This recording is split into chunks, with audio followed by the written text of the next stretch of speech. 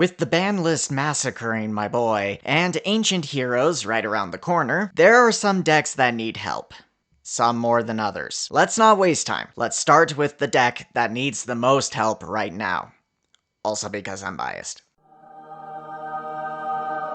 If you want to build white control, you have two ways to go about it. The first is the more pure version. Similar to past deck lists, we're leaning heavily into the Machine Beasts, playing triple Namon City, and the full playset of Elks. Right now, the closest we're going to get to replacing our Axe Biters is Elk. We're even playing a couple Grey Garmers, so our 3 Infinity Shields are live more often. Even with Depths gone, I still recommend you play some number of copies of Burning Force just to respect aggro. I also recommend the playset of Bullet Ray because it's a 5k body you can play on turn 1 to answer 4k spirits, particularly Worker Ant-Man. The second list is a red-white mix. There are two main draws to play this version over the other one. First, Dino Man. Having a 6k body in addition to the 5k Bullet Ray is really nice for surviving the early turns. Second,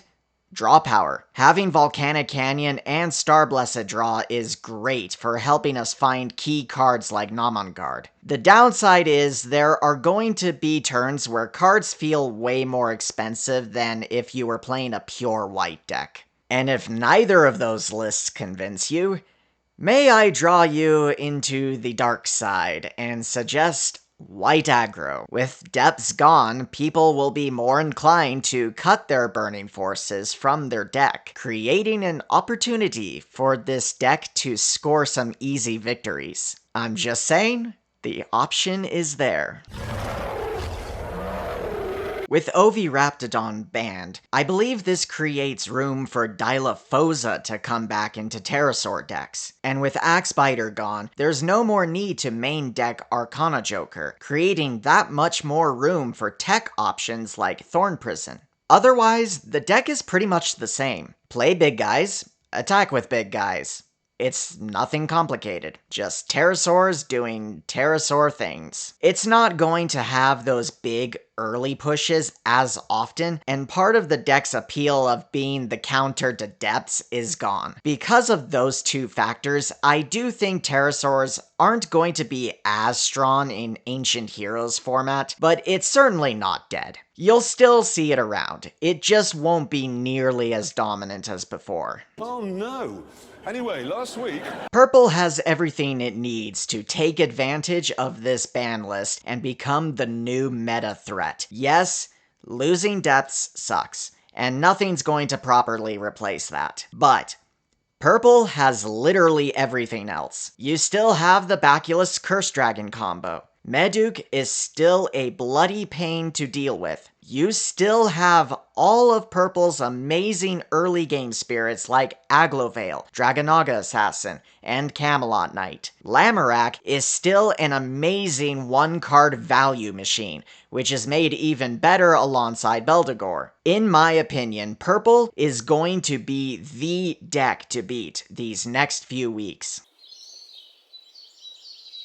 With the release of Ancient Heroes, Green gets a very spicy new spirit in General Tokua. There's much testing to be had with this one card, but I think the best way to play it is to just stick it in the standard green deck. I've also elected to include Beldegor in this list, but admittedly, the deck might be better without it.